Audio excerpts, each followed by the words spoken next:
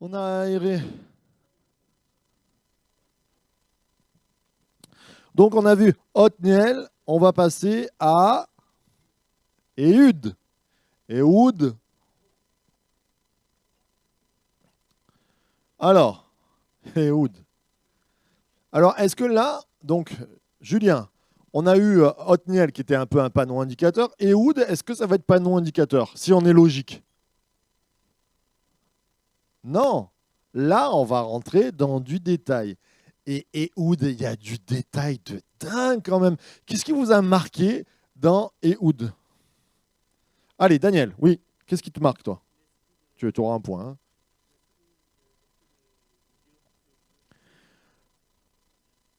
Othniel, on l'a dit. Hein. Ah si, on vient de le lire, regarde. Hop là. Un point de moins. Non, je plaisante.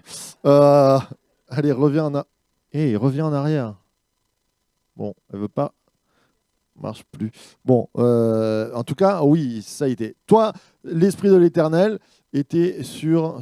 Attends, je reprends la main. Ça a bugué? Oui, voilà. Othniel, fils de Kenaz, mourut. Non, hop là, c'est là. Le verset 10, l'Esprit de l'Éternel reposa sur lui. Donc, c'est pas... Alors, qu'est-ce qui t'a marqué, Nathan? Nathan, il a le droit aussi d'avoir... Nathan, 2 points, parce que tu as sorti Benjamin.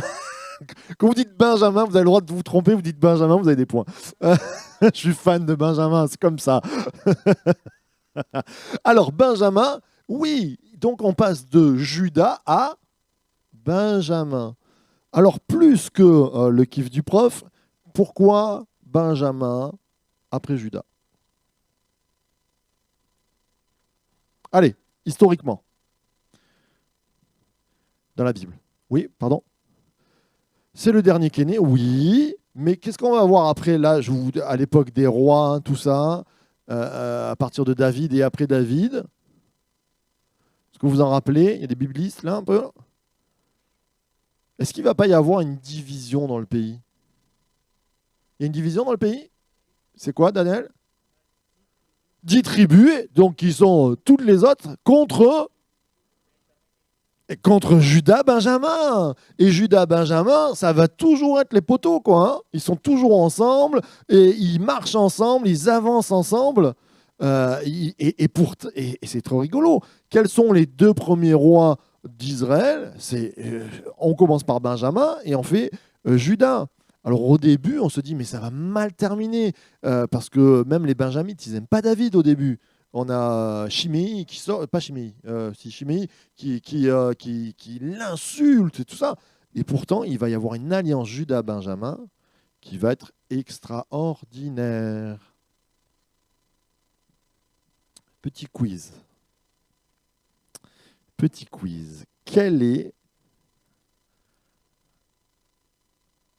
la ville principale de la tribu de Juda? Ouais, Jérusalem. J'ai bu. Quand j'ai bu, j'ai plus soif.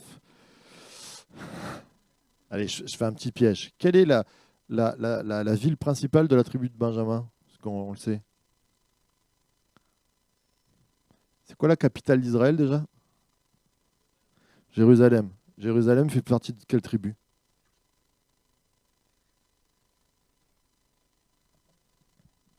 Benjamin. Prise par David, travaillée par Judas, mais partie du territoire de Benjamin. C'est intéressant. Qu'est-ce qu'ils viennent faire là? Ils sont toujours là, ces Benjamites. Il y aurait à travailler des heures et des heures là-dessus. Et habité par la tribu de Judas. Hein. Mais dans le territoire, ça fait partie. Benjamin peut revendiquer Jérusalem. Intéressant. Donc, on part sur Ehud, le Benjamite. Qu'est-ce qui vous marque dans cette histoire? Allez, qu'est-ce qu'il y a dans cette histoire? Vous en rappelez un petit peu courtement? Est-ce qu'il y a des faits qui vous intéressent là-dedans? Non, vous vous rappelez plus? Il n'y a pas des trucs qui vous ont choqué, marqué positivement? Oui, Daniel. Ouais, ouais. Ouais, il a fait le Fennec, hein, comme on dit. Hein. Il arrive, il passe, il dit je t'amène un cadeau. Celui-là de cadeau, l'autre il va y laisser sa peau. Euh, Moi, quand j'étais petit, non, mais vous n'êtes pas de mes générations, je vais vous choquer, mais je regardais un dessin animé que même quand je le regarde aujourd'hui, j'ai essayé de le regarder, j'arrive plus tellement c'est hyper violent. Ça s'appelait Ken, le survivant. Je ne sais pas si vous avez connu. Et Ken, le survivant, un jour, il combat un boss des boss, là, et il n'arrive pas à combattre parce que le gars, il est immensément gros et que tous les coups qu'il porte, il rentre, il n'y arrive pas. Et alors, il faut qu'il rentre vraiment son. Et quand j'ai lu la Bible, parce que j'avais 10-12 ans quand j'ai dû voir ça, quand j'ai lu, j'ai dit, mais en fait, quel le survivant, ils ont pompé sur la Bible parce que mais c'est un truc de dingue, quoi. Il nous a dit qu'il prend l'épée, c'est gore hein, quand même, il lui enfonce et elle rentre entièrement dans son ventre. C'est un truc. C'est enfin, c'est quand même quoi. Le manche et tout, avalé. Je trouve que là, on passe du le panneau indicateur Othniel, oui, ça se passe comme ça, on crie à l'Éternel, l'Éternel suscite Othniel, Othniel va combattre et on a gagné. Hop là. Là, on a des détails croustillants, sordides. 50 centimètres l'épée quand même. C'est pas une grande épée, mais 50 centimètres dans la bidoche, pour parler. Ça, c'est quand même, waouh! Ouais, il en avait pris des burgers, hein, le monsieur. Donc là, on a du détail. Et quelquefois, on a des jeunes, vous avez des jeunes qui n'aiment pas trop lire, ou qui, mais parce qu'ils disent ah ouais, c'est que des noms à la suite, la Bible. Non, il y a des récits quand même. C'est des récits. On rentre dans la vie de Ehud, là. Le gars, il nous est dit d'où il a sort son épée. Vous vous rappelez? Oui. C'est lui qui la fabrique. Il fabrique. C'est une épée à double tranchant. Tiens, ça nous parle, ça? Ah oui, c'est la parole. Amen. Julien, Julien, bon élève, il lève la main avant de répondre. Il y en a, voilà. C'est la parole de Dieu. Mais ce qui est intéressant, on ne va pas fabriquer la parole. Nous, on ne fabrique pas la parole, mais on pourrait travailler là-dessus. En tout cas, il est courageux. Il est. Enfin, Maxime, tu sais fabriquer une épée, toi? 50, pas encore. 50 centimètres. Thibaut, tu sais fabriquer une épée? Et quand même, le gars, à l'époque, il n'allait pas à Castorama en plus en disant tu me donnes 1 mètre de fer, je vais devoir le travailler. Qui dit fer dit aller chercher des minerais dans la montagne, les faire fondre, je ne sais pas comment il faut. Et il faut une forge. Le gars, il y va, quoi. Et il fait une épée à double tranchant. Je trouve ça juste extraordinaire. Regardez toujours les détails. C'est un texte guerrier, barbare, mais quand même. Alors, hop là, il s'est passé un truc. Chronologie. Son nom, ça veut dire je remercierai ou je serai loué. Et on voit les 5 R dans ce texte, hein, donc la révolte, la ruine, la repentance. Oui, mon cher Nathan.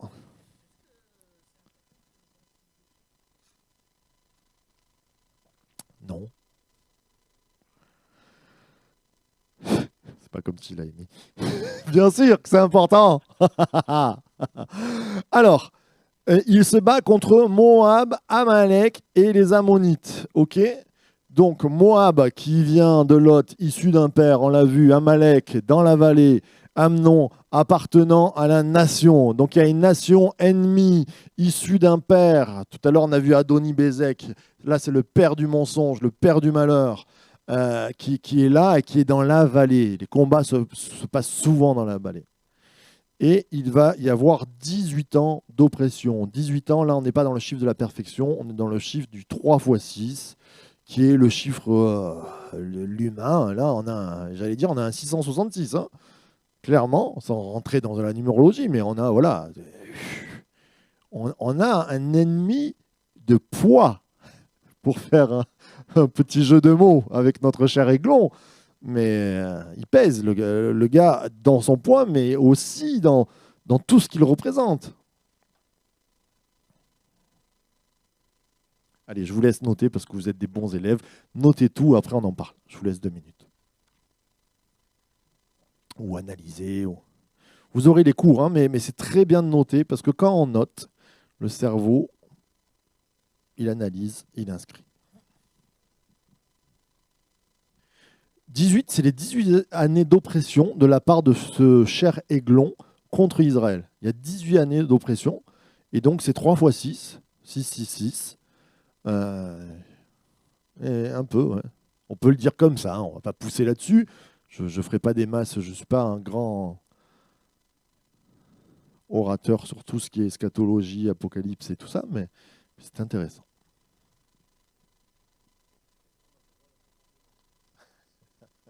Parce que le Seigneur, il est bon.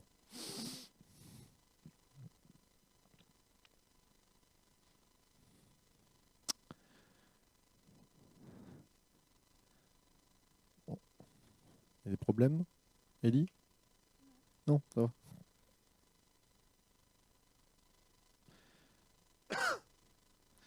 Alors,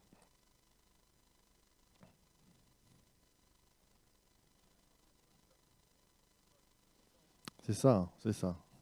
C'est mon prénom, c'est mon deuxième prénom. Pour ça, j'ai toujours été fan. Alors, c'est bon, vous avez. Allez, je vous laisse encore 30 secondes. Quand Vincent ou Rémi a fini, on arrête.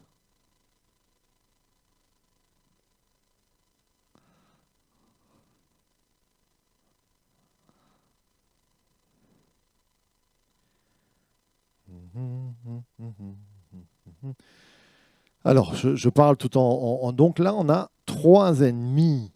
Il n'y en a pas qu'un, il y a 3 ennemis qui viennent affronter, qui viennent faire galérer nos amis les Juifs. Ce qui est intéressant de noter au début, c'est une succession de juges. C'est-à-dire, il y en a un qui meurt, on passe à une phase et on reprend. On peut se dire qu'au milieu des juges, ce n'est pas une succession, c'est une accumulation, c'est-à-dire qu'il y a des juges dans plusieurs régions. Il semblerait. Au début, non. Il nous a dit il y en a un qui meurt et puis il y en a un autre qui prend le relais. Quand on arrive un peu après à Gédéon, il semblerait qu'il y ait des zones où il y ait des juges aussi. D'accord ? C'est pas sûr de sûr, mais on pense qu'il y en a quelques-uns qui ont travaillé dans la même époque. Ok ? Même certainement. Alors, on passe à Aiglon. Aiglon, ça veut dire jeune taureau. Donc, il est très gros. Et il représente le taureau. Le taureau, souvent, c'est un signe par rapport aux nations. Alors, on peut me dire aussi, on faisait des sacrifices de taureau, c'est vrai. Mais ça représente la force, ça représente quelque chose qui peut nous foncer dessus. On a donc l'épée à double tranchant. Là, je prends les notes un petit peu de ce qu'il y a dedans. Donc, il fait une coudée. Une coudée, c'est environ 50 cm. On a un gaucher de Benjamin. Première fois, je crois, si je ne m'abuse, qu'on parle d'un gaucher de Benjamin. Est-ce qu'on en parlera encore dans la Bible de gaucher de Benjamin? C'est vrai? Qui m'a dit oui? Oui.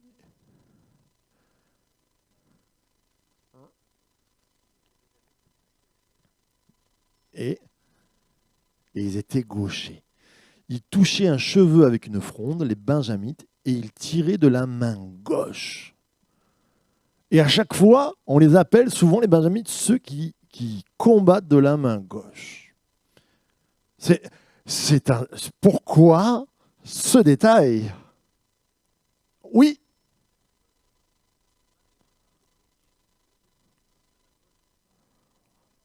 Oh, je n'avais pas pensé à ça, mais je ne pense pas.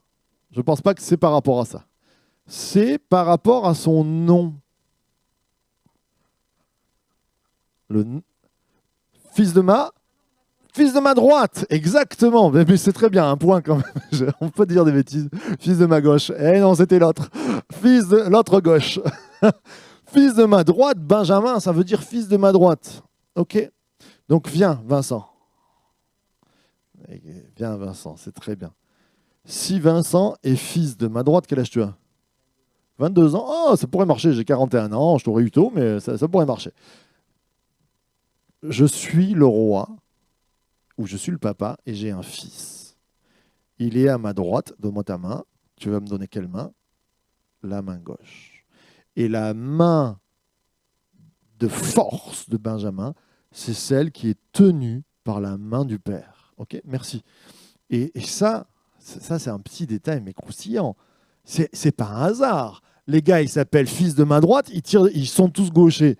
Ça veut dire qu'ils puisent leur force dans la main du Père. Et je crois que pour nos vies, c'est un petit détail, une petite pépite, mais que nous puissions toujours dans nos actions travailler par la force de la main du Père.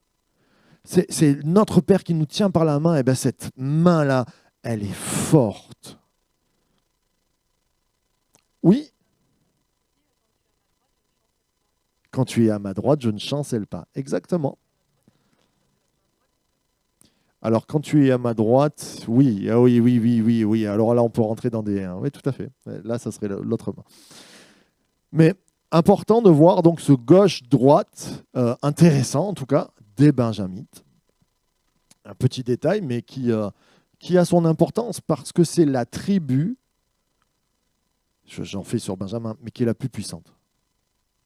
Quand ils partent à la guerre, ils viennent, rappelez-vous, hein, à la fin des juges, ils sont seuls contre tous, ils viennent de faire une ignominie terrible et il reste en eux tellement de force que quand Israël entier se lève contre les Benjamites, qui gagne? Les Benjamites. C'est quoi cette histoire? C'est un peuple surpuissant, ils ont une bénédiction de puissance, c'est le fils de ma droite, mais après, Dieu va juger, il va dire stop, on arrête et ils vont se faire massacrer. Mais la première bataille, Benjamites, ils montent et ils sont costauds les gars. Et ça me fait penser, parce que vous allez me dire, et je l'entends dans vos cœurs, cette question, mais pourquoi ils étaient encore forts alors qu'ils avaient péché? Vous savez, une parole qui dit Dieu ne se repent pas de ses dons. Et je crois qu'il a mis des choses puissantes en nous. Et quelquefois, cette puissance, elle continue jusqu'au jour du jugement. Il faut faire attention, mes frères et sœurs, là, c'est quelque chose de sérieux pour vos vies. Je crois que Dieu est un Dieu de grâce, qui a beaucoup de patience. Et quelquefois, on peut se dire, oh, bah, j'ai fait ça, c'est passé. Dieu ne m'a rien dit. Et même, il y a une bénédiction qui continue. Parce que Dieu est un Dieu de grâce. Mais un jour ou l'autre, il y a un jugement sur nos vies. Il faut faire attention. Il y a une rétribution. Le livre des juges nous amène à ça aussi, la rétribution. Et la rétribution, dans le Nouveau Testament, elle y est. On l'oublie, elle n'est pas à la mode en ce moment, rétribution. Mais il y a une rétribution de nos actes. Attention à ce que nous faisons. Je ne dis pas qu'il faut être des gens austères qui ont peur de tout. Je dis que nos actes ont des conséquences. Heureusement, il y a la grâce de Dieu. Ok? Ça va là-dessus? Est-ce qu'il y a encore des questions sur toute l'équipe de Ehud contre Églon? Alors, oui, on finit par... Il y a 10 000 morts. Enfin, il y a une victoire contre 10 000 personnes. Ça, c'est un chiffre rond qui nous dit c'est la complétude. Le 10, ça veut dire c'est complet. On est rentré dans le quota et c'est ce qu'il faut. Et il y a, attention, et là aussi, c'est exceptionnel encore. Et c'est pour ça que je pousse sur Benjamin, mais c'est important. C'est le seul juge où on a 80 ans de paix. Le double de générations. Judas a fait 40, eux, ils font 80 ans. Ils ont tapé fort, hein. Mais ils ont tapé super fort contre Moab, Amalek et Amnon. Ils ont détruit. C'est les seuls, 80 ans. On est au summum du juge. Là, tout le monde applaudit, tout le monde est content. Là, on fait la fête. On verra avec Gédéon. Ce n'est pas toujours le cas après. Shamgar, on passe à l'autre. Alors Shamgar, il n'y a vraiment pas grand-chose, je vous ai mis le texte. Après lui, donc là vous voyez, il ne se chevauche pas, c'est après. Après lui, il y eut Shamgar, fils d'Anath. Il bâtit 600 hommes des Philistins avec un aiguillon à bœuf, et lui aussi fut un libérateur d'Israël. Shamgar qui veut dire épée.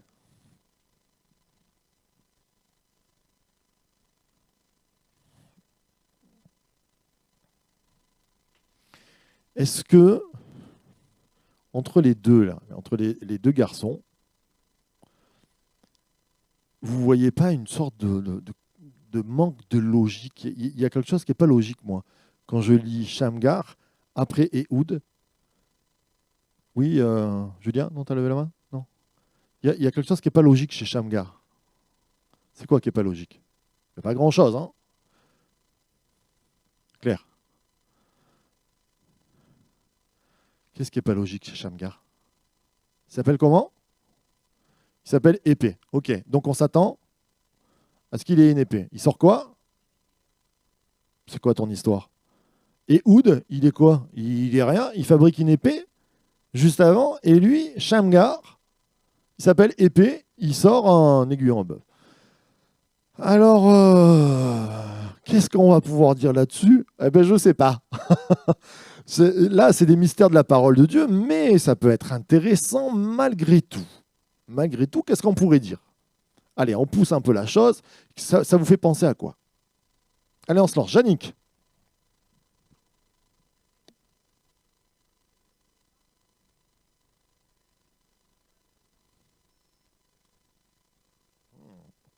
Intéressant, mais en même temps, il les bat. Il bat les 600 hommes. On pourrait dire, c'est vrai, Dieu l'a appelé épée, on l'a appelé épée, il se sert d'autre chose, il se sert d'une autre arme, mais pourtant il a la victoire, il n'a pas une défaite. Qu'est-ce qu'on peut dire? Oui, Élie. David et Goliath.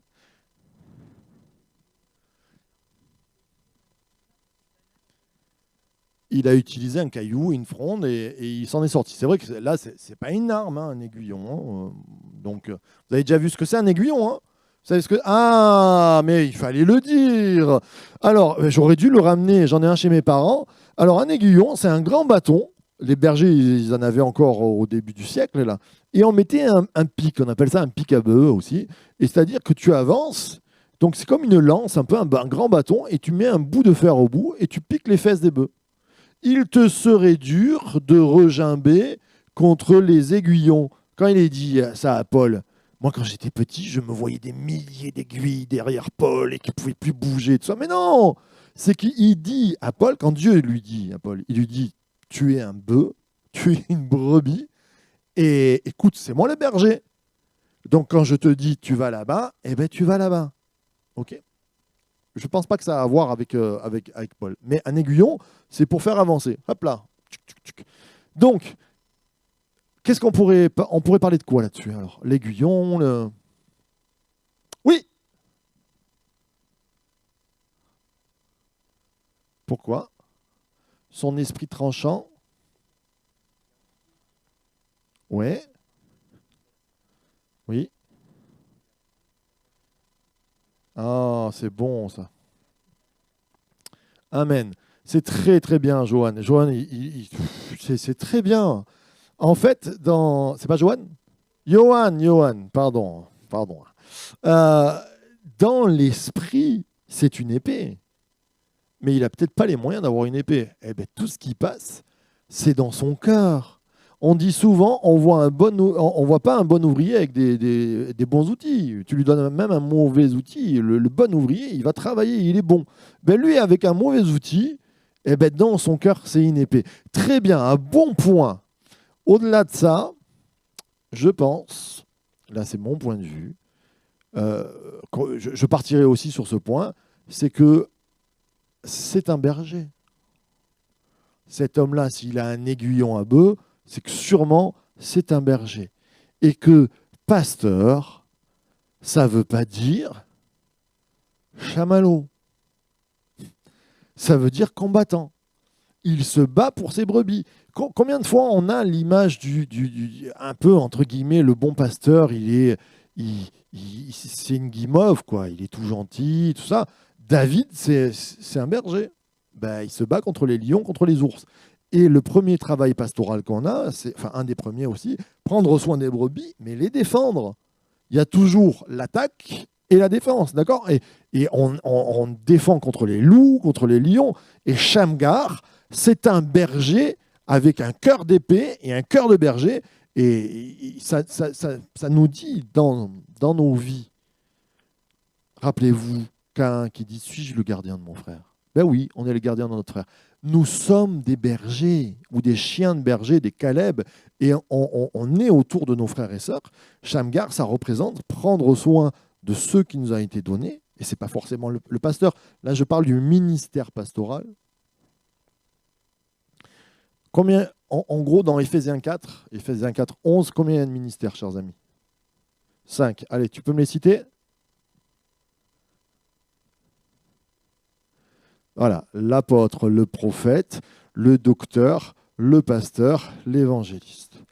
Et bien là-dedans, dans ces 5 ministères, moi je dis, on a tous, au moins dans ces 5 ministères, une part de ces dons qui est que naturellement, on doit au moins être sur ces 5 ministères. Vous n'êtes pas appelé, je ne pense pas que tout le monde est appelé à être prophète ou à être docteur. Ok ? Sur quoi on pourrait être appelé ? Oui. Évangéliste et pasteur. Alors prophète, un peu aussi. Oui, je l'entends. Pourquoi évangéliste ?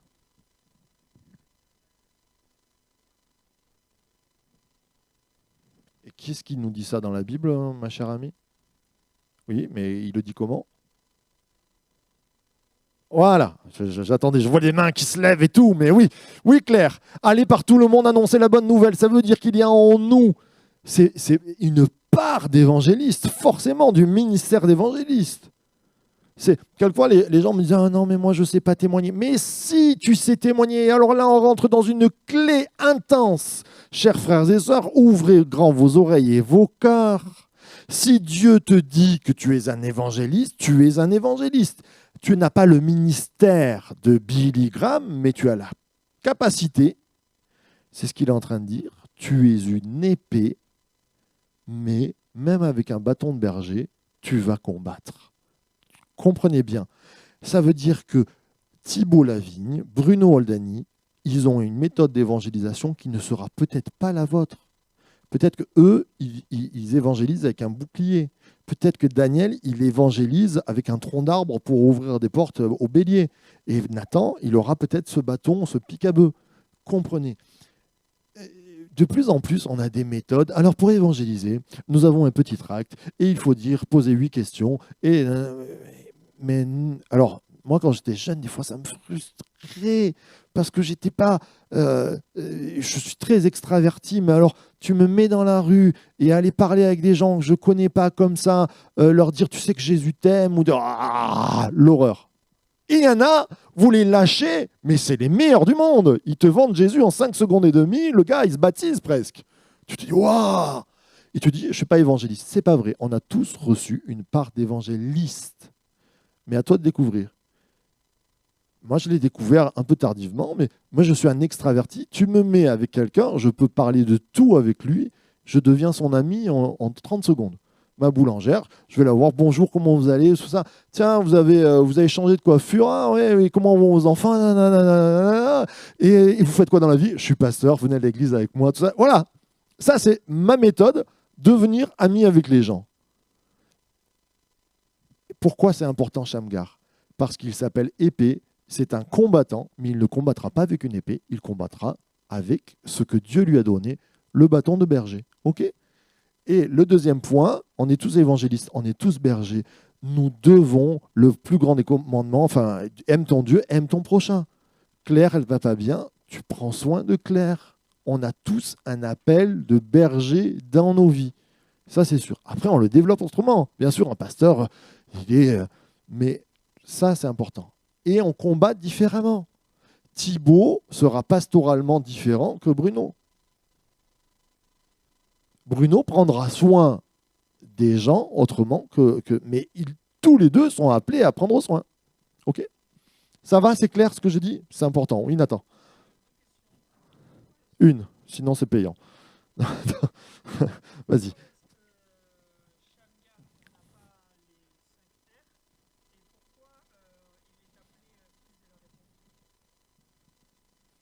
Fils de la réponse. C'est où que tu vois ça, fils de la réponse? Ah, et il est fils d'Anat qui veut dire réponse.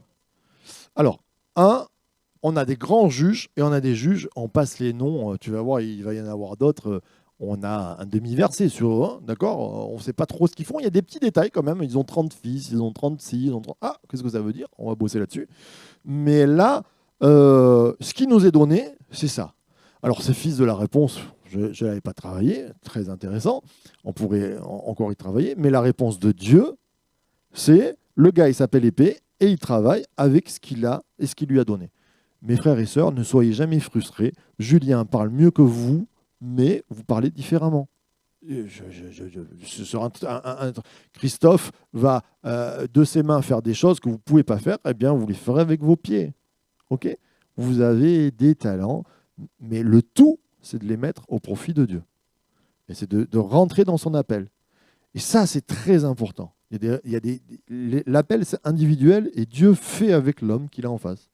C'est-à-dire, il a une appel d'épée sur sa vie, mais il le fait combattre avec un bâton à bœuf. Voilà. OK? Intéressant, hein, quand même. Hein, c'est bon, hein? Ça va, Maxime? Oui?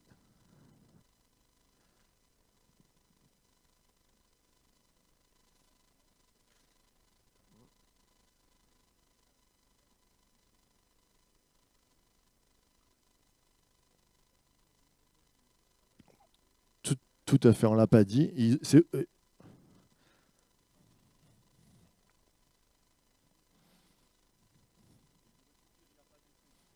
Mm, mm. Et- Exactement. Alors, je ne sais pas si à cette époque-là, ils ne nous avaient pas parlé qu'ils ont le monopole, mais en tout cas, enfin, Ehud, lui, fabrique son épée. Donc, il a la capacité de le faire et il n'y a pas une interdiction. Mais on sent, malgré tout, c'est un peuple qui arrive. Ils ont sûrement des vieilles épées de l'époque de Josué, mais ils sont sur le terrain, ils connaissent pas tout, ils savent pas que le Castorama, il est à 3 kilomètres. Enfin voilà, c'est un peu ça. Et on le verra dans les rois, même quand il n'y a pas d'épée, on combat quand même. Hein. Ok, allez, on va passer sur Déborah, la piquante.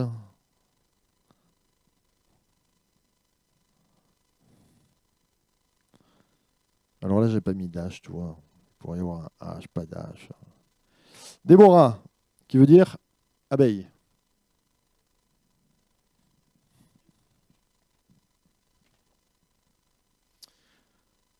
Maxime, abeille, ça te fait penser à quoi?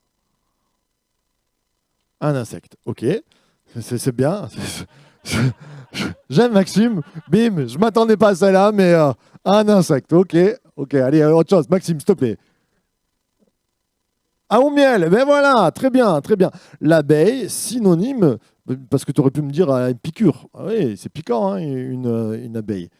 Mais ça amène du miel. C'est une très belle image, c'est-à-dire c'est quelque chose qui peut combattre. Elle en meurt, hein, d'ailleurs.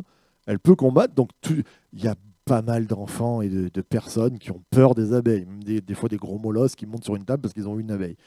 Mais en même temps, ça amène une douceur extra. C'est-à-dire, c'est une combattante, une travailleuse, et elle amène la douceur comme jamais. Jannick, tu voulais dire quoi? Elle travaille. Ouais. Ouais.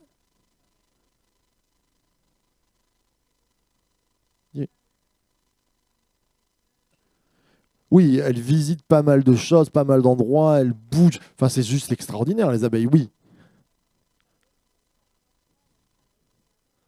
Elle travaille pour la reine. Oui, il y a de l'altruisme, il y a un don de soi extraordinaire. Donc on va voir une personne dont l'image, ce n'est jamais un hasard, c'est l'abeille. Elle travaille pour une reine, elle travaille pour un peuple, elle donne de la douceur et elle peut combattre. Mon ami Johan, oh, et oui, si les abeilles meurent, on meurt tous. Pourquoi? Parce qu'elle pollinisent, elle va d'une fleur à une autre, et donc en prenant le pollen et en ayant du pollen sur son dos, elle fait que les arbres puissent porter du fruit. Sans la pollinisation, il n'y a pas de fruit. Donc, extraordinaire, Johan, là.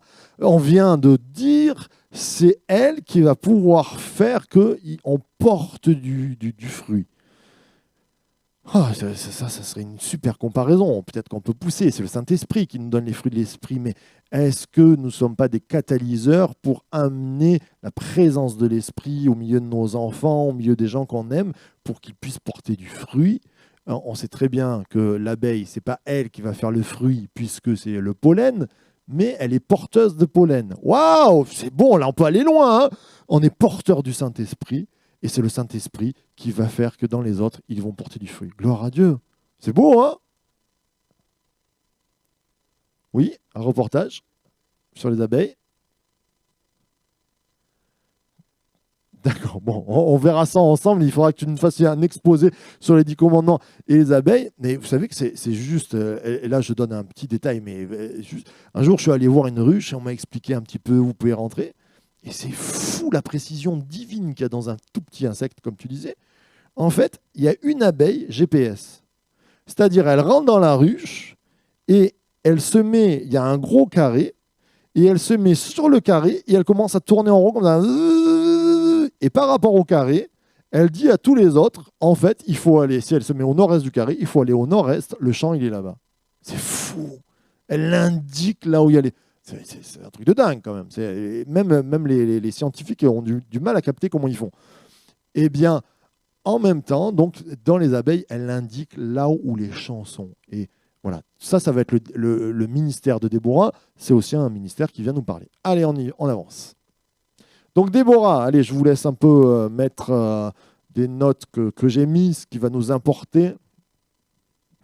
Si vous voulez les prendre notes, je vous laisse 2 minutes.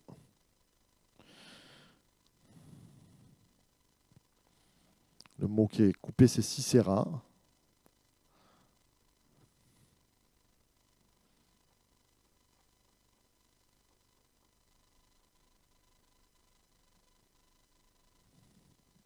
Mettez que ce qui vous importe. Je ne vais pas vous faire une interrogation là-dessus. Hein.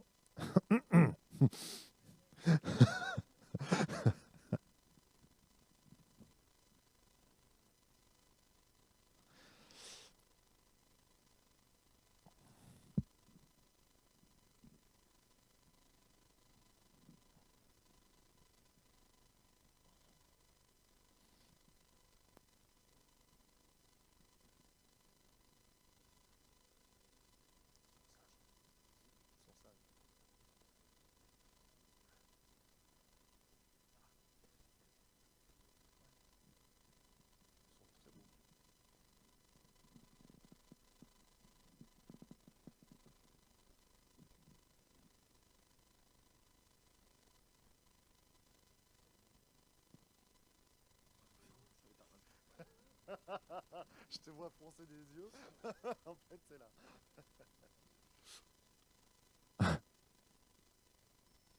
Oui. Oui.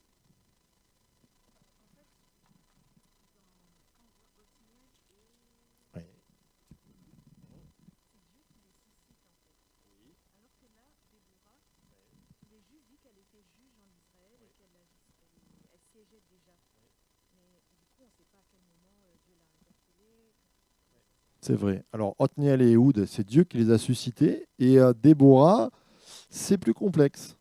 C'est plus complexe parce qu'elle est prophétesse. Et elle est juge. Donc, elle est prophétesse et juge, c'est-à-dire que elle est reconnue par le peuple comme un ministère. Et on sent qu'elle est juge, pas comme les autres guerriers, là. Elle est juge pour juger des affaires, un peu comme Moïse. Quand on venait le voir et qu'on disait j'ai un litige, il m'a piqué un bout de champ, qu'est-ce qui se passe? Elle est juge là-dessus. Elle est juge administrative. Donc elle gère, elle administre le pays. C'est quand même intéressant de voir une femme dans l'Ancien Testament qui est prophétesse et par son côté prophétesse, elle accède au titre de juge. Et on la respecte. Elle ne fait pas n'importe quoi. C'est très intéressant de voir ça. Après, voilà. Le texte ne nous en dit pas plus, mais si je ne m'abuse, on ne parle pas d'elle qu'elle est remplie de l'esprit. Mais elle est prophétesse. C'est rigolo. Voilà. C'est les... Alors pourquoi? Tiens, ça c'est une bonne question. Pourquoi, par exemple, ma chère amie, on va devoir parler de Samson? Allez, on arrête les notes. Là, c'est important. On a Déborah, elle est prophétesse, on ne dit pas que l'esprit fut sur elle, on l'a dit avec les 2 autres guerriers, là, qui s'appelle épée, il n'a même pas une épée. Samson, 4 fois, il va nous être dit, il y a l'esprit de Dieu sur lui, il y a l'esprit de Dieu sur lui, il y a l'esprit de Dieu sur lui. Pourquoi? Pourquoi? Pourquoi on ne dit pas Déborah, pourquoi on ne dit pas elle est remplie d'esprit? Pourquoi on le dit pour Samson? Il a fait n'importe quoi. Ouh, un point en moins. On verra peut-être qu'il n'a pas fait n'importe quoi. Ça, j'aimerais qu'on change de regard là-dessus. La semaine prochaine, on va le faire. Oui.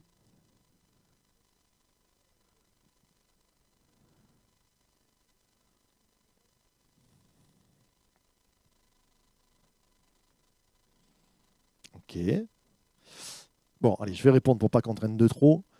Un, parce qu'on n'a pas besoin de dire Déborah, comme tu le dis, c'est un peu ce que tu veux dire, elle est prophétesse. Donc, ça va de soi qu'elle est remplie de l'esprit. Quand je regarde Ehud ou Shamgar, enfin les gars qu'on a vus, Ehud, ça va pas de soi qu'il est rempli de l'esprit. Le gars, il fait un truc de renard, il dit je t'amène un cadeau, on ferme la porte, clac, je te tue. Éthiquement parlant, c'est pas top.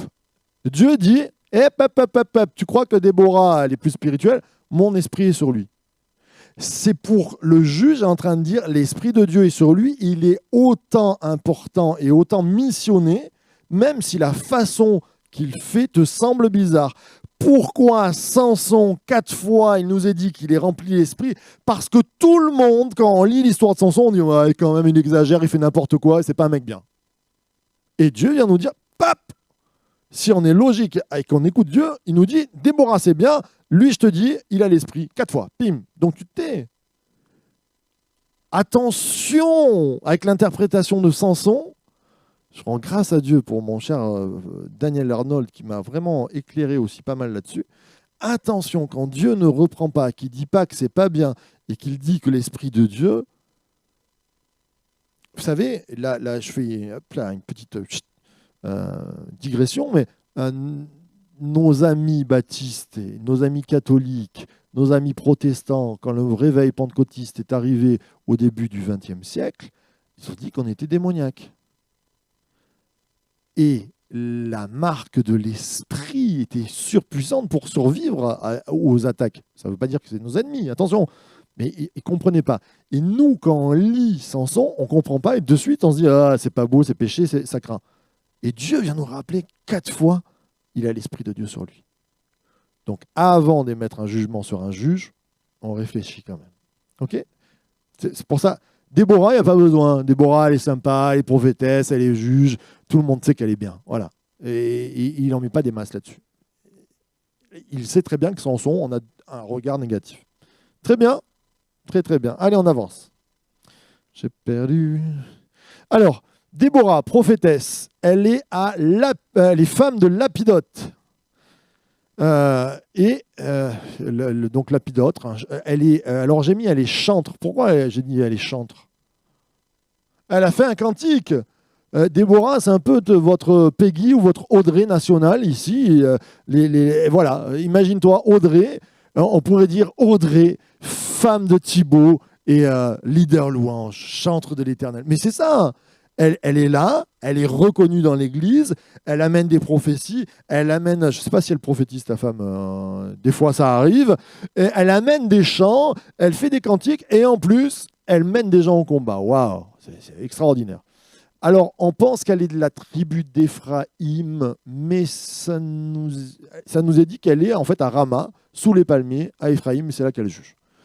On peut se dire, c'est pas dit concrètement, mais elle est là-bas. Et elle va combattre contre Yabin et Sisera. Dieu observe, et Sisera qui veut dire champ de bataille. Dieu observe, intéressant, enfin, pourquoi, mais bon. Et champ de bataille, Sisera qui sera vraiment l'ennemi first numéro 1. Le gars, il s'appelle champ de bataille. C'est quand même fou, quoi. Tu combats contre le gars qui s'appelle champ de bataille. Tu sais que tu vas avoir un peu de mal, quoi. Tu sais qu'il va y avoir de la bataille, que ça va piquer, que ça va être... il va falloir y aller. Et donc, d'ailleurs, c'est très intéressant. C'est Déborah qui va se lever, qui va aller voir Barak, qui dit maintenant, il faut faire quelque chose, quoi. On a un champ de bataille en face de nous, il faut se lever. Merci Seigneur pour Déborah. Et je crois qu'au milieu de nous, des fois, il faut... Alléluia, je sais que l'église ici, elle est juste extra pour ça, mais levez-vous pour dire on a besoin de prière, il faut combattre dans la prière. Levons-nous pour dire il faut évangéliser, il faut combattre, il faut aller sortir. Alléluia. Il y a des femmes, des hommes qui se sont levés dans la parole de Dieu, qui sont allés voir les responsables, parce que Barak, c'était une baraque, mais c'était le chef d'armée, quoi. C'était à lui de combattre. Mais peut-être que, je ne sais pas, il était stressé, ça n'allait pas, il a eu besoin de cette femme qui lui dit « Allez, il faut y aller, on y va ». Elle n'a pas été négative avec lui, hein. Attention. En phase 2, ils ont 900 chars de fer. Pour l'époque, 900 chars de fer, c'est même aujourd'hui, si je vous dis, écoutez, allez les gars, on y va, Mais il y a 900 chars de fer en face de nous, c'est pas rien, quoi. Hein. Les gars, ils arrivent avec des chevaux, ça veut dire qu'ils sont pas déstabilisables. Ça fait des ravages. Donc il y a une grosse armée, mais ils vont lever une armée parfaite, je l'appelle. On verra avec Gédéon que Dieu a des plans différents à chaque fois. Là, il lève une armée pleine. 10, c'est la complétude, le plein. Il fait lever une armée parfaite face aux 900 qui ne sont pas pleins. L'ennemi, il lui manque un 10. Il est à 9. Il n'est pas arrivé à ce qui est plein. Et Dieu se lève et il dit, ça sera moi qui amène une armée qui est pleine et on va vous détruire comme ça. Barak, qui veut dire éclair là aussi, mais un autre éclair positif, on va dire, il est plutôt de Nephtali, d'une autre région, d'une autre tribu. Et on a Yaël. Yaël, on se rappelle, vous vous rappelez, la fille qui a percé la tempe de Sisera avec son marteau, et elle est femme de Héver, qui veut dire camarade. Ok. Alors là, on a tous les ingrédients. Je vous ai mis tous ces ingrédients, mais l'histoire en elle-même de Déborah, elle est claire. Là, c'est des ingrédients, on peut voir ensemble après. L'histoire de Déborah, donc c'est l'histoire d'une femme qui se lève, qui est prophétesse, qui va voir Barak. Alors souvent, moi j'ai souvent entendu prêcher les dames, tout ça. Oui, quand les hommes ne se lèvent pas, les femmes se lèvent. On peut le dire. Est-ce que y a un jugement sur Barak? Il semblerait que quand elle lui dit, attention, allez, on va prendre nos Bibles. Chapitre 4. Il semblerait que quand notre amie Déborah lui dit, Barak lui dit, si tu viens, verset 8, avec moi, j'irai, mais si tu ne viens pas avec moi, je n'irai pas. Et elle lui répondit, j'irai donc avec toi, mais tu n'auras pas de gloire dans la voie où tu t'engages, car l'Éternel vendra Sisera aux mains d'une femme. Puis Déborah se leva et se rendit avec Barak à Barak-Kédesh. Et donc, on peut même prendre au verset 6, elle fit appeler Barak, fils d'Abinoam de Kédesh Nephtali, et elle lui dit, voilà l'ordre qu'a donné l'Éternel, va faire du recrutement sur le mont Tabor et prends avec toi 10 000 hommes, des fils de Nephtali et des fils de Zabulon. J'attirerai vers toi au torrent qui sont Sisera, chef de l'armée de Yabin, avec ses chars, ses troupes, et je les livrerai entre tes mains. Ok, donc là, qu'est-ce qu'on peut dire? Là, c'est le cœur du texte. Qu'est-ce qu'on peut dire par rapport à ça? Déborah, c'est elle qui va le faire chercher. Donc, elle va faire chercher le chef d'armée, Barak. Barak doit lever une armée. Et Barak, qu'est-ce qu'il dit? Est-ce qu'il doute? J'irai, mais si tu viens avec moi. Alors, comment on le prend, ça? Ouais, Johan. Il y en a plein de héros comme ça. Faut pas voir en Barak. Barak n'est pas un juge, intéressant. C'est pas lui qui commande. Ok? C'est Déborah qui commande, d'accord? Et Barak dit, si tu montes pas, toi, un juge chef avec moi, moi je monte pas. Et alors là-dessus, il y a quand même un point de vue négatif de Déborah qui semble lui dire, bah ok, si tu fais ça, eh ben, tu n'auras pas la gloire. Il est complexe ce texte. Tu n'auras pas la gloire. La gloire sera donnée à une femme et pas à moi. Hein. Elle sera donnée à une autre femme, Yaël. Ok? Là-dessus, j'arrive, hein, Johan. On peut se poser la question, est-ce que Barak est un orgueilleux? Parce que Barak, si elle lui dit ça, il aurait pu dire, ok, j'y vais, je veux la gloire. Je ne vais pas la laisser à une femme. Barak, il dit, ok. Et ils y vont. Alors, Johan.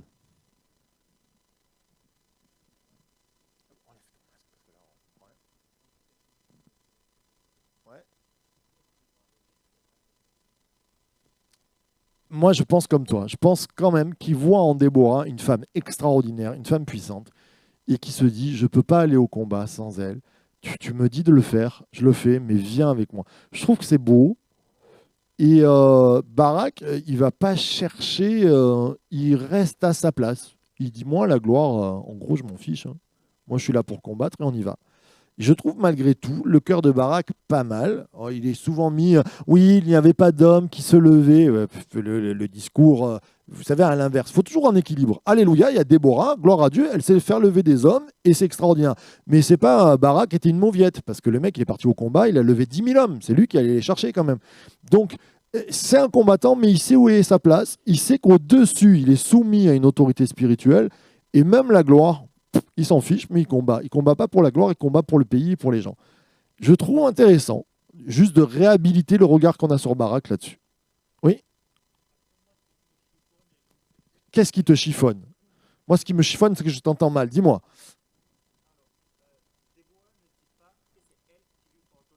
Oui, oui, c'est vrai.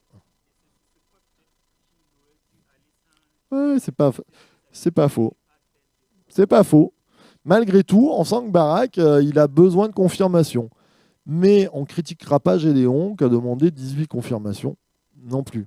Vous voyez, enfin, Gédéon, oui, je suis le plus petit, du plus petit, du plus petit, du plus. Alors, il est passé par Marseille, le gars, quoi. Bientôt, il dit je suis Tom Pouce, je fais 50 cm, je ne peux pas y aller. Et non, c'est pas vrai. Oui. Ouais.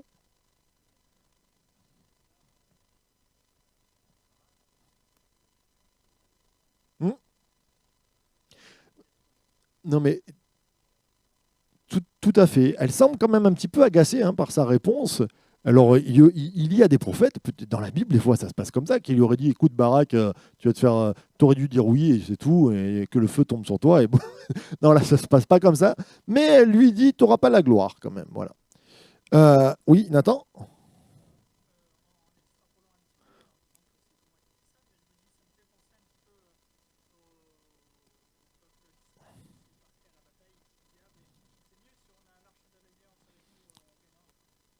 C'est aussi ça. Il y a peut-être un côté superstition, peut-être un peu d'avoir l'homme de Dieu avec soi. Bon, oui, c'est vrai. Donc Barak, c'est un entre-deux. Mais en tout cas, il va combattre, il va amener le combat. Et celle qui va tuer Sisera, Thibaut, tu voulais dire quelque chose, je vois tes yeux. C'est Yaël. Qu'est-ce qu'elle vient faire, notre chère Yaël? La chèvre sauvage. Une chèvre sauvage. Alors, qu'est-ce qu'on peut dire sur Yaël, qui est mariée avec Ever? Qu'est-ce qu'on peut leur dire? Pardon? Elle est maligne. C'est vrai. Pourquoi elle est maligne? Dis-nous.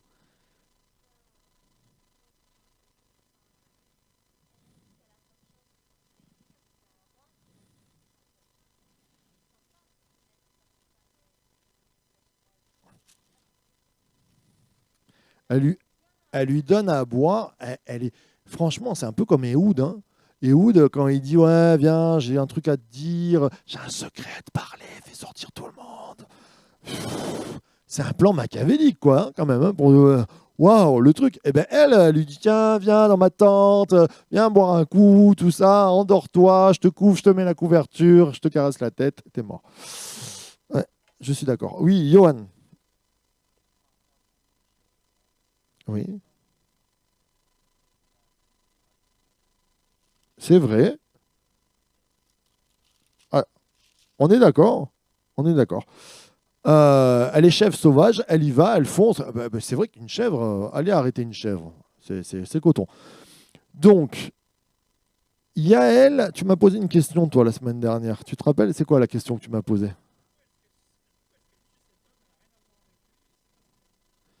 Pourquoi c'est pas son ennemi?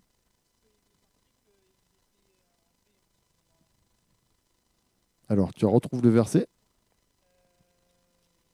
verset 17. Qu'est-ce qui est marqué?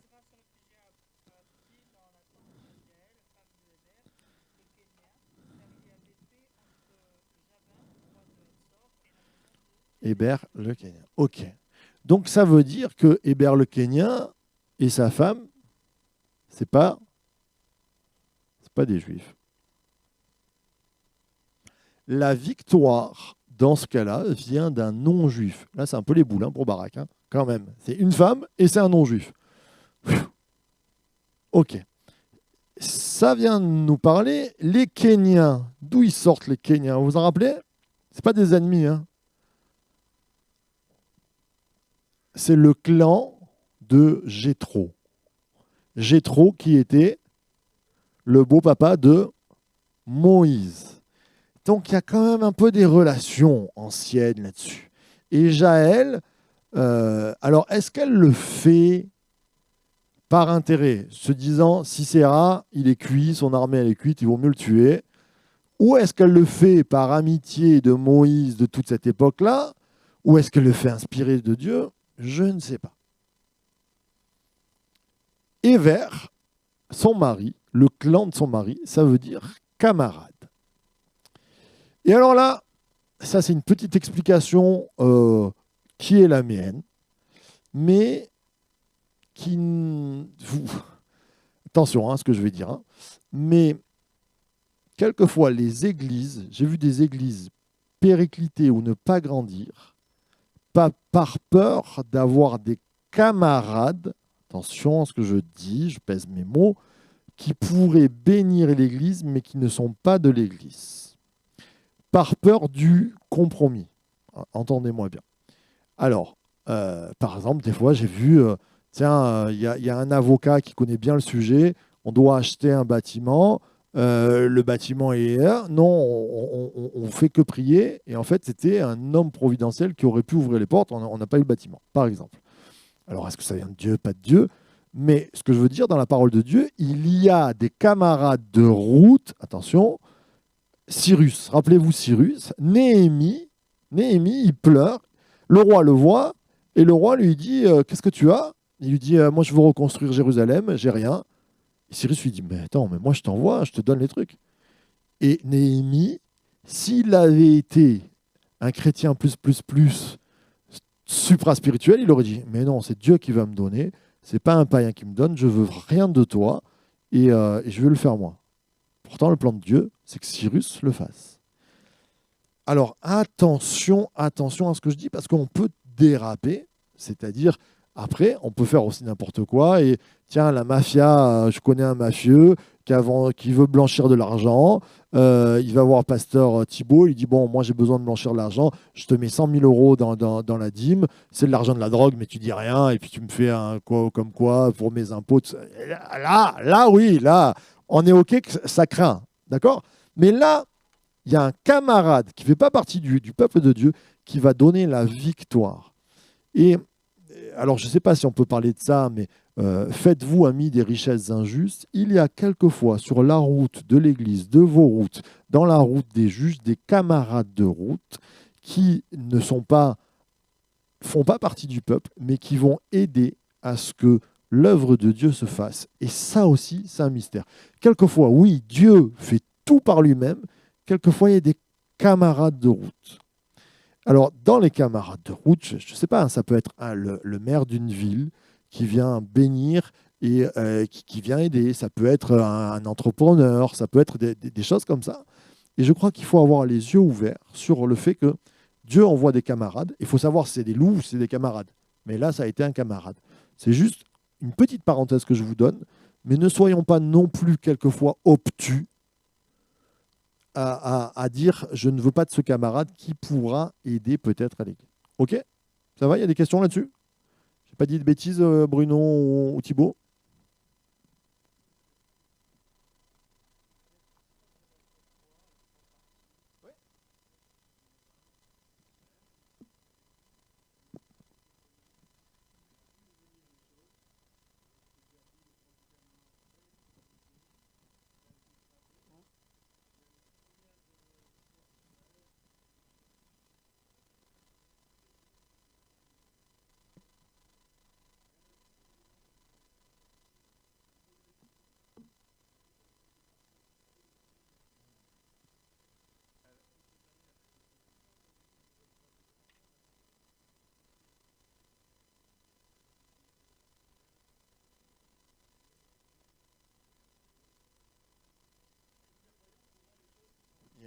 C'est vrai, il y a une clairvoyance.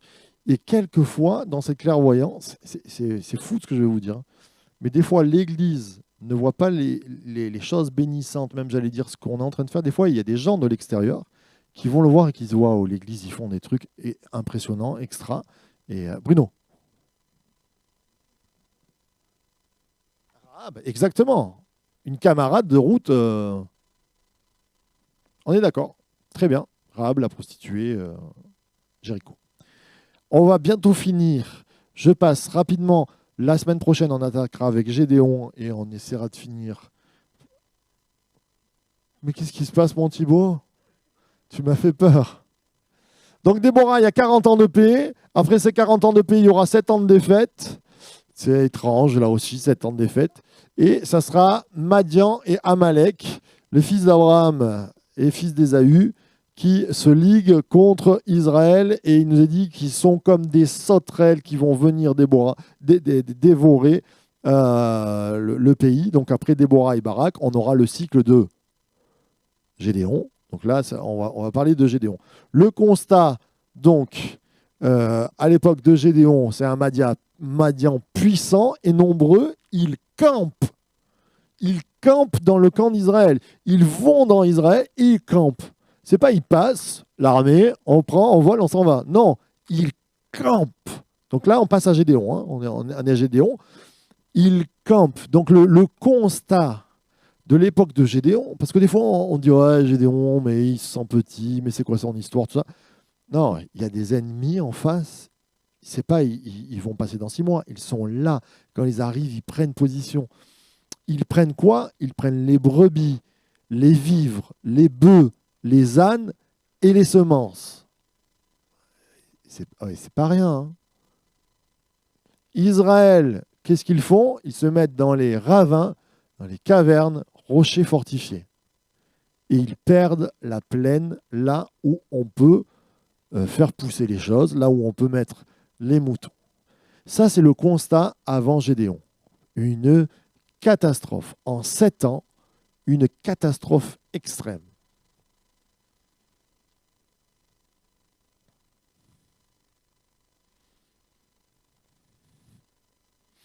Donc, je vous laisse écrire juste là. On va vraiment terminer avec ça. Hein. Ne vous inquiétez pas, je ne dépasse juste de 5 minutes, mais on termine avec ça.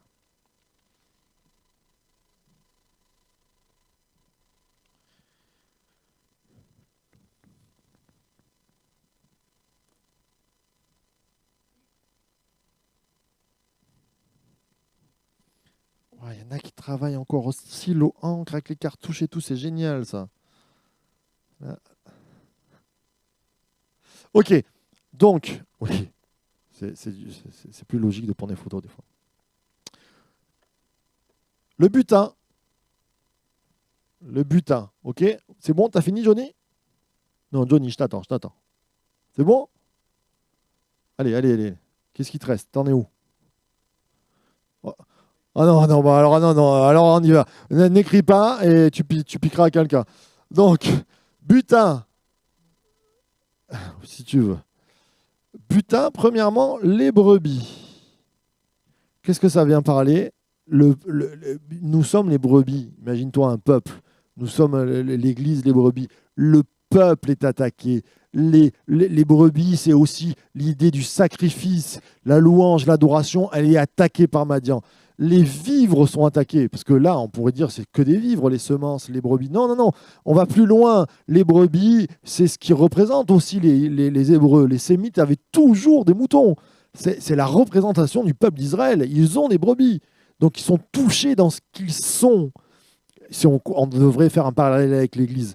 Ils sont touchés dans les vivres, c'est-à-dire dans ce qui les fait vivre, la nourriture, l'argent. C'est comme quand on dit il y a des églises et elles n'ont plus d'argent, les gens ne donnent plus la dîme, donc on perd des âmes, on perd les chrétiens et on perd l'argent. Voilà, imaginons les bœufs. Les bœufs, c'est souvent, c'est quoi? C'est l'image de quoi? Travail, la force. Donc ils n'ont plus la force, ils n'ont plus de force, ils n'ont plus la solidité du peuple, c'est-à-dire le regroupement, les brebis ensemble, ils n'ont plus de vivre, ils vivotent, quoi.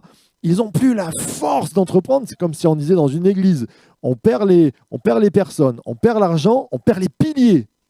Voilà, on perd les Bruno, on perd les Olésio, les colonnes de l'église, on les perd. On perd les ânes. Qu'est-ce que c'est les ânes? Ouais, bien, la royauté et les transports. Ça sert pour le transport, ça sert aussi pour c'est l'image royale, parce qu'Israël, souvent, le roi venait sur l'âne.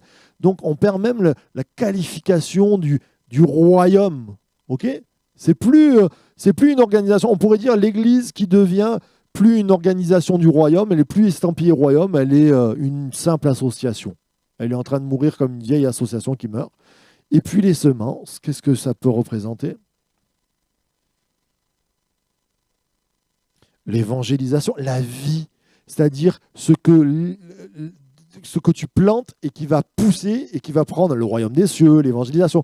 C'est-à-dire, pour une église, ça serait, on ne peut même plus planter, enseigner comme on est en train de le faire. On ne peut plus, l'ennemi a ravagé l'enseignement, a ravagé l'évangélisation, a ravagé l'image du roi, a ravagé les piliers, la force, les vivres. Et c'est déjà arrivé dans l'église, hein. Dans les âges de l'église, c'est déjà arrivé. Et Israël ne vit même plus dans la plaine, elle vit reclus dans les cavernes. C'est une catastrophe. Et il y a certaines églises aujourd'hui qui vivent cela. Seigneur, garde-nous-en. Qu'est-ce qui se passe quand, dans nos vies ou dans la vie de l'église, il se passe ça? Qu'est-ce qu'on doit faire? Fuir? Crier à Dieu. Amen. La réponse sera toujours ne fuis pas, crie à Dieu. Et là, Dieu, qu'est-ce qu'il va envoyer? Un prophète, c'est ce qu'on avait vu au début du cours, et l'Éternel envoya un prophète aux enfants d'Israël. Et là, ça va basculer. On va passer du prophète à l'ange de l'Éternel qui va visiter notre cher ami Gédéon. Et voilà. L'ange de l'Éternel viendra après le prophète. J'aimerais que pour la semaine prochaine, je vais vous envoyer un questionnaire qui sera sur 5 points aussi. Mais vous aurez, le questionnaire, je vais vous l'envoyer dimanche, vous aurez un travail à faire sur l'ange de l'Éternel, de maximum un A4 d'une page, et au minimum 10 lignes. Faites-moi quand même quelque chose un peu de recherché sur l'ange de l'Éternel. Qui est-il? Alors, qui est-il? Qu'est-ce qu'il représente? Et quelle image néo-testamentaire du Nouveau Testament il peut avoir? Donc, qui est-il? Qu'est-ce qu'il représente? Qu'est-ce qu'il fait? Et qu'est-ce qu'il pourrait représenter dans le Nouveau Testament? D'accord? Toujours un parallèle avec la vie de notre époque, le Nouveau Testament. Corona. Ok? Et on attaquera avec Gédéon la semaine prochaine. C'est là où je voulais en arriver. Et on attaquera donc Gédéon qui parle avec l'ange de l'Éternel. Je ne sais pas si on finira, mais je reviendrai au cas où je piquerai 2 heures en plus à quelqu'un. Amen. Oui, une question. Qu'est-ce qu'il y a, Thibaut? On finira. Pardon? J'ai dit il y a 3 questions. Ah, et le Nouveau Testament en parallèle avec le Nouveau Testament. Qu'est-ce qu'on peut y voir avec peut-être qu'est-ce qui pourrait représenter dans le Nouveau Testament? En fait, vous allez regarder l'ange de l'Éternel, vous regardez ce qu'il fait dans l'Ancien Testament un petit peu, vous fouillez avec votre Bible, et puis après, vous vous dites, ah tiens, dans le Nouveau Testament, ça pourrait représenter quelqu'un, une action, ou est-ce que ça me parle? M'en faites pas 3 pages, hein, mais... Oui, je vais renvoyer la question, bien sûr, mais vous pouvez commencer déjà à y travailler. Voilà, je laisse conclure Bruno ou Thibaut, je ne sais pas, je regarde. Bruno, Thibaut, oui?